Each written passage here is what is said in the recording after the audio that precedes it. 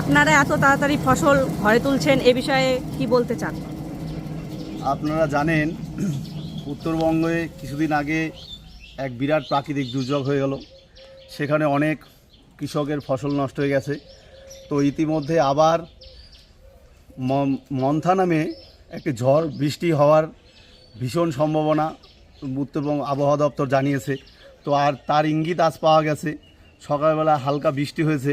তো যদি আমরা তাড়াতাড়ি করে ধান কেটে ফসল ঘরে না তুলি তাহলে সারা বছর আমরা খেতে পাবো না, সাধারণ জনগণ খেতে পাবে না। সেই জন্যে আমরা তড়িঘড়ি একদম সারা দিন রাত পরিশ্রম করে ফসল ঘরে তোলার চেষ্টা করছি। এদিকে রতন বারই। কি বলবেন এই যে আবার এই দুর্যোগের একটা আশঙ্কা? এখানে একবার বন্যা হয়ে গেছে, খুব ভয়াবহ ব্যাপার, ফসল ক্ষতি হয়ে গেছে। আবার দুর্যোগ, আকাশ খারাপ, এখন সকাল থেকে আকাশ খারাপ, বৃষ্টি পড়ছে এখনো। আবার যদি ক্ষতি হয় এরকম বিশাল ক্ষতি হয়ে যাবে আমাদের এলাকার। চিন্তা আমাদের এখন চিন্তায় আছি, আবার ফসল যদি ক্ষতি হয়ে যায় সাধারণ লোক তো মরে যাবে। কি নাম আপনার? রতন বারই।